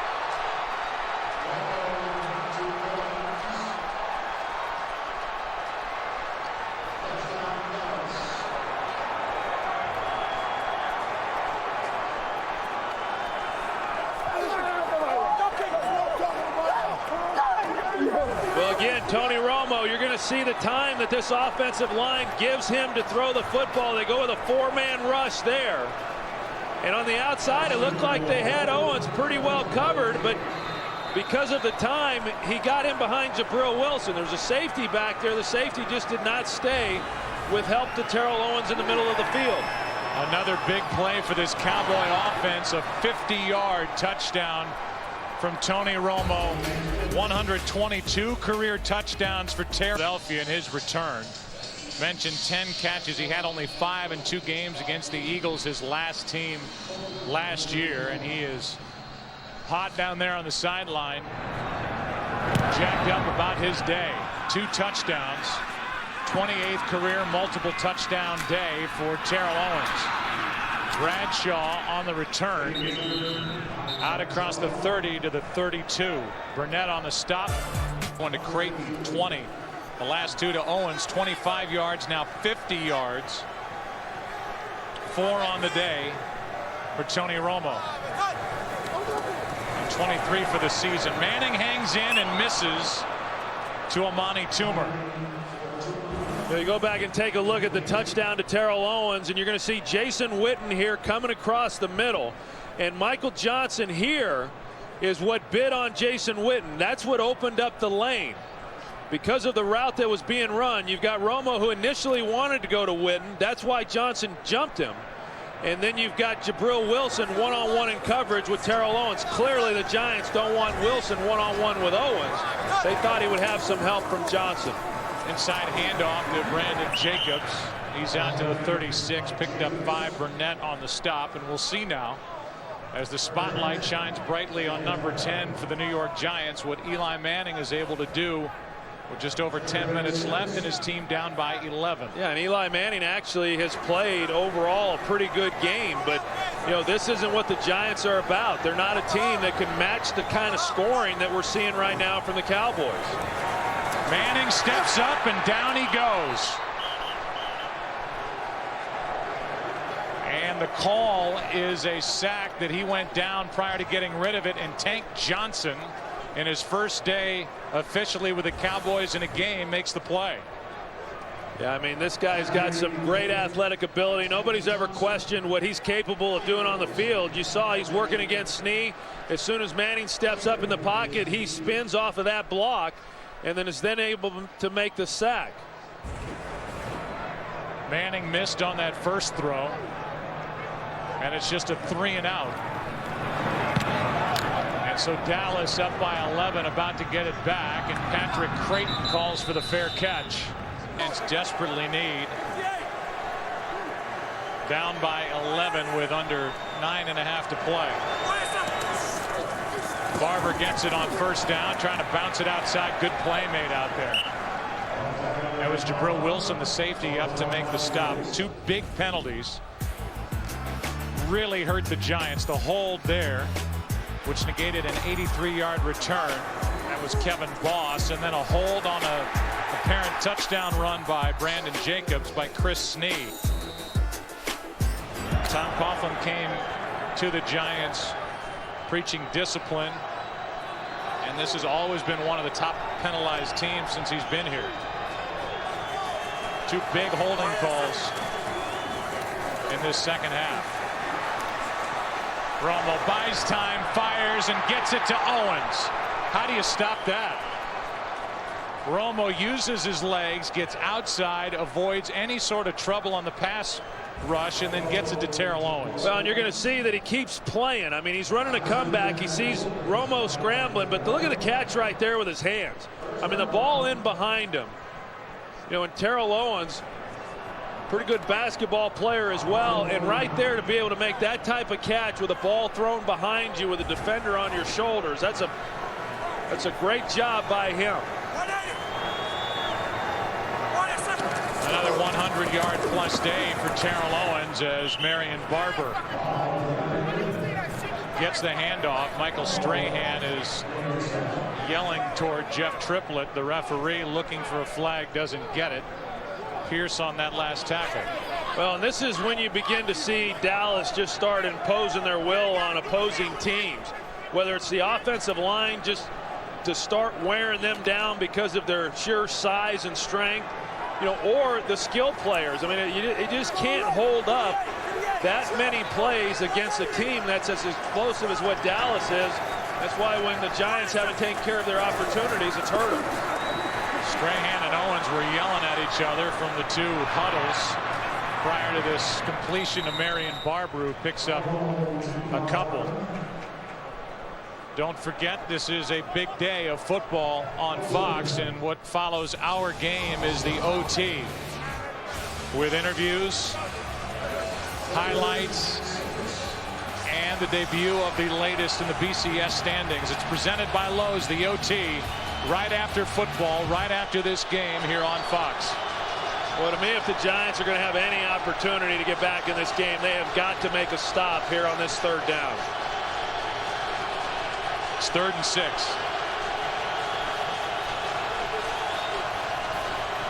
Out of the shotgun, Romo rolls, flips for Owens, incomplete. And now Colombo and Strahan get into it along the sideline. No flags thrown.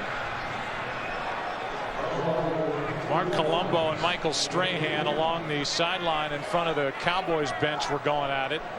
Jeff Triplett broke it up. One last point about all these weapons you talk about with the Cowboys. They're hoping to get Terry Glenn back, who just adds another huge weapon if he can come back off 2 knee surgeries and be anywhere close to healthy. Well, that's right. I mean, whether he can be the player he was last year or not, who knows if he even comes back. But a lot of people felt, me included, he was their best wide receiver a year ago. Nose of the football down on the punt by McBriar, and a fair catch hauled in by R.W. McQuarters. Good sweep over the Giants on the line here for Dallas. They lead by 11 with 6.5 to play. Washington lost today at home to Philadelphia. Philly trying to stay in it, now just a game under 500. Washington is at Dallas next week here on Fox. Not much in this second half from Eli Manning, who made a lot of good throws in the first half. And now starting at their own 9 of the Giants down by 11.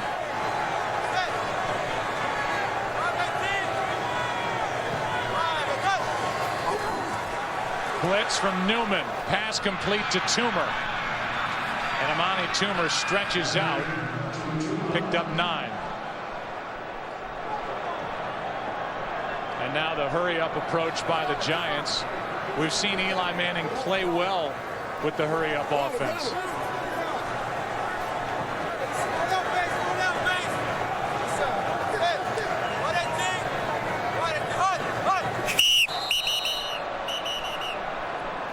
Canty came across.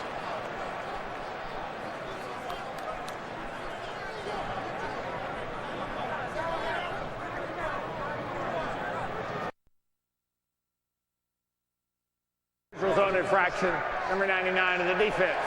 5-yard penalty will result in a first down. Second one on Canty in this game, and a free first down for the Giants. You know, another thing that hurts this offense for the Giants when they get into these situations, and really, you know, throughout an entire ball game, is not having Steve Smith. You know, I mean, he went down earlier in the season and he was coming along, but not really having that true third wide receiver that can create some problems. Brandon Jacobs gets it on first down and carries it out just shy of the 25. We mentioned Kareem McKenzie left with a back contusion. He's back in there at right tackle for the Giants as Eli Manning gets his team right back to the line. 2nd and 8.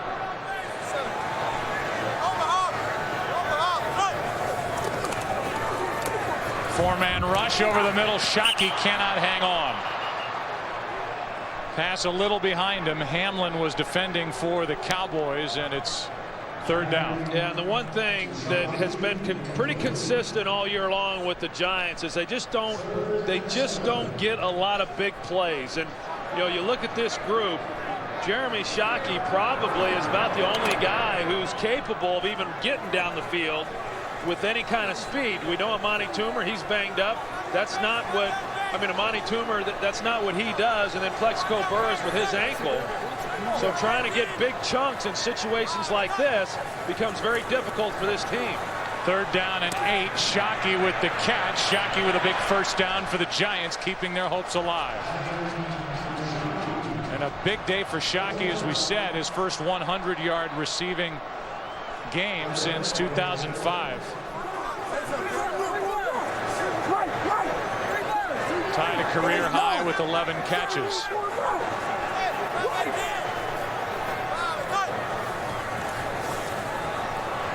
Manning steps up and hits. Pass is complete to Kevin Boss. That's his first catch of the year. That was a good route. That's the one area of the field where the Giants have had some success tonight, is running that corner route, that time with Boss. We've seen him throw it to Shockey a couple of times as well.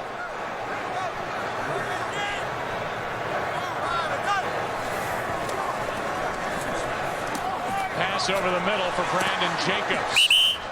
Jacobs lunges forward and picks up a first down. Burnett on the stop, 10 more yards.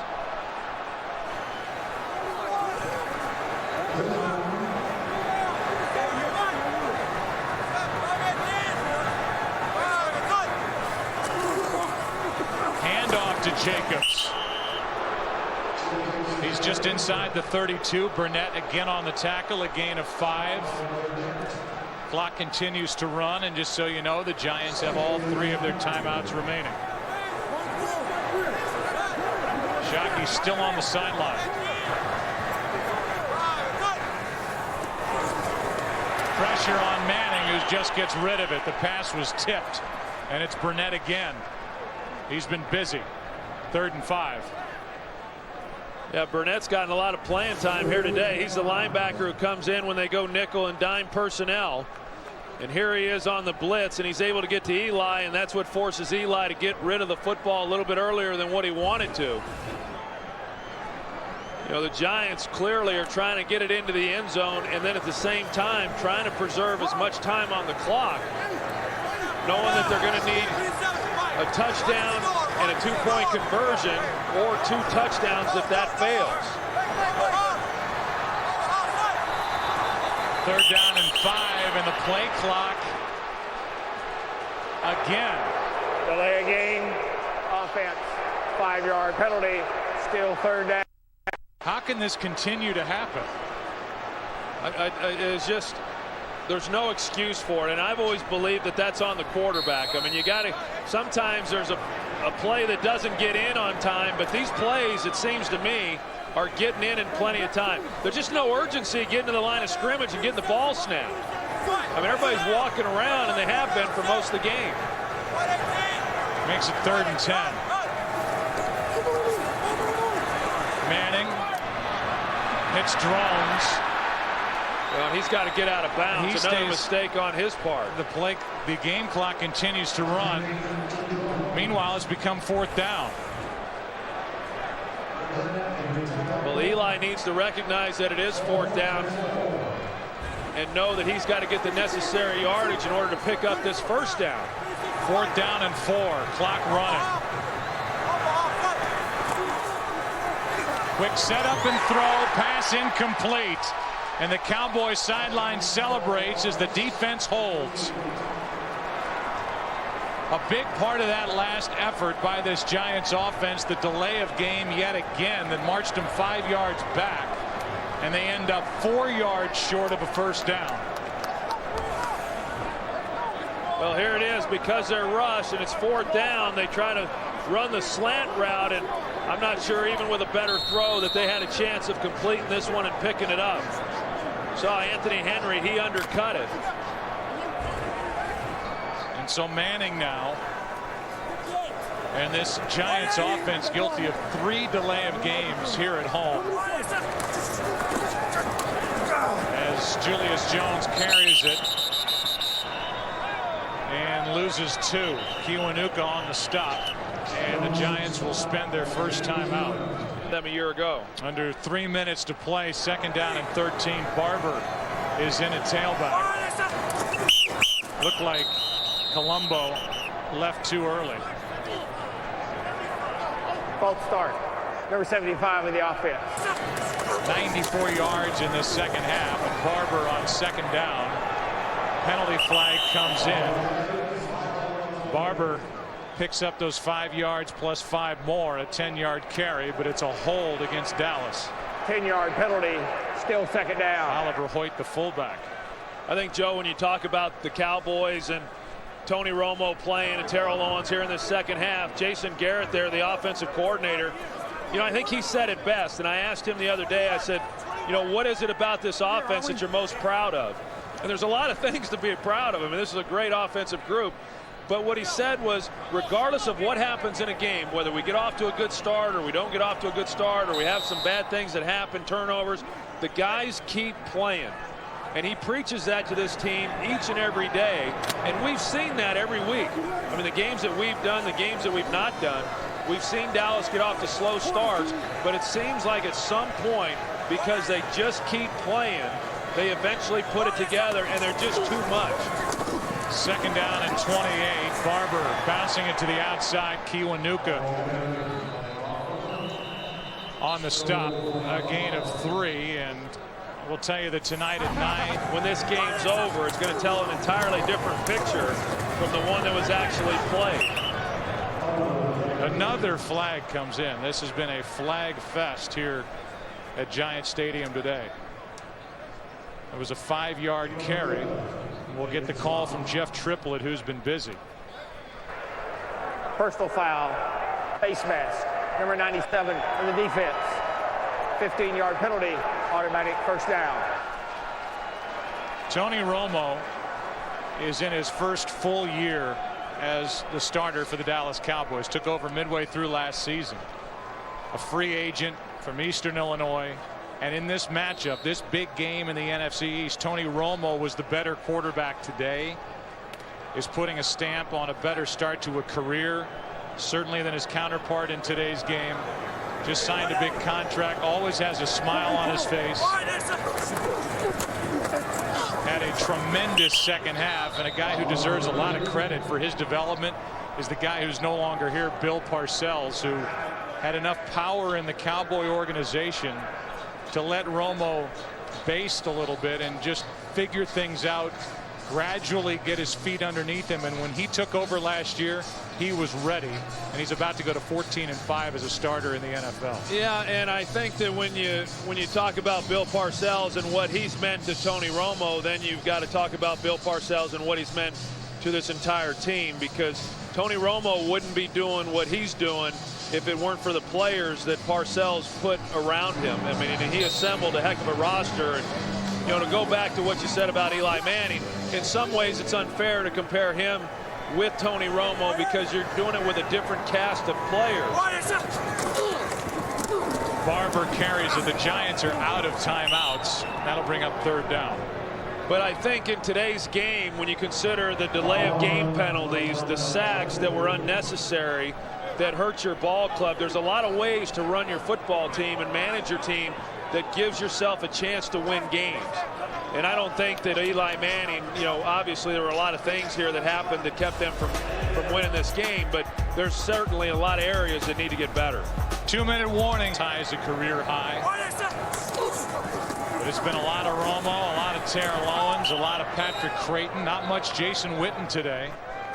But on 3rd down, brought down shy of a first down, is Marion Barber. Since the NFL went to a 16-game schedule in '78, we look at the best starts by head coaches in their first year with a team. Seifert in '89, Switzer with the Cowboys in '94, Steve Mariucci with San Francisco in '97, and now Wade Phillips here in 2007 is a minute 28 away from an 8-1 start. And I think the thing worth noting on all of them is they all took over pretty good football teams. Maybe all of them were playoff teams the year before. Well, Bill Walsh certainly handed over a good team. Yeah, the only one I'm thinking of is Mariucci when he took over the 49ers. They were a playoff team the year before as well. So, yeah, every one of those coaches took over what was a playoff team the previous year. So you're saying Switzer had a good team to take over? I'm saying they all had good teams to take over. Upcoming schedule for the Giants. They are at Detroit, as Troy said, next week. Detroit, meanwhile, is getting pounded out in the desert. And so that 6-2 start for Detroit, they have a hiccup today. And they've got Minnesota at Chicago, at Philly. Middle of December, Washington.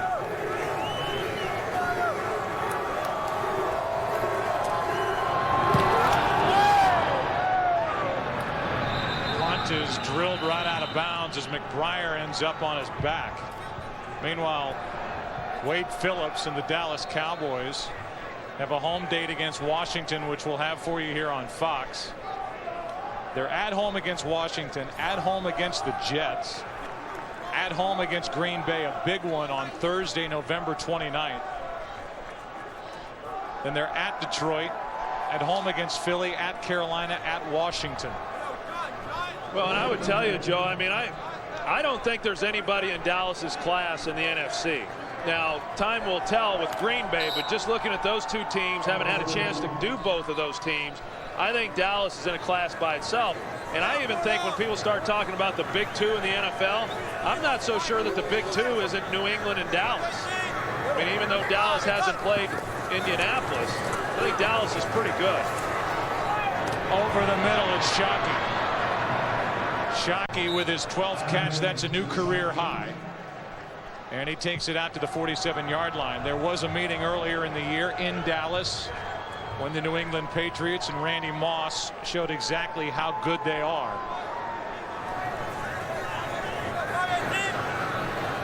48-27 was the final in favor of the Patriots. Manning has the ball stripped away. And Snee is able to fall back on top of it.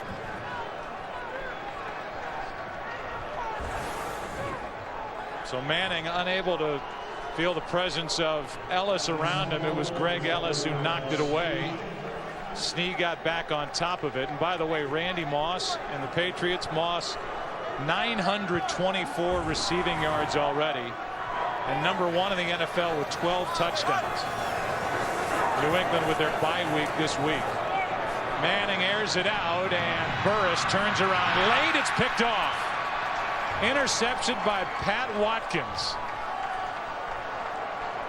And that's how this game, maybe fittingly, comes to a close. Manning throws the interception. Watkins for the Cowboys comes up with his first. And the Dallas Cowboys make another statement. After the win in Philly, they come to Giant Stadium and beat New York. Our UPS leaderboard. UPS, what can Brown do for you? Tony Romo, 247 yards, 4 touchdowns, again against the Giants, and an interception. Brandon Jacobs, 95 yards. Terrell Owens, a huge second half. 2 touchdowns in the half, 6 catches on the day. He racked up 125 yards. The OT is coming right up. Pam Oliver's all ready to go down there on the field. And in this big matchup in the NFC East, it's the Cowboys sweeping the season series against the Giants, leading by 2 in the Eastern Division NFC. Take a break. It's Bart's Around the World Adventure. What do you think of rope climbing class now? Still sucks! Tonight at 8, 7 Central on the only place to see new Simpsons, Fox.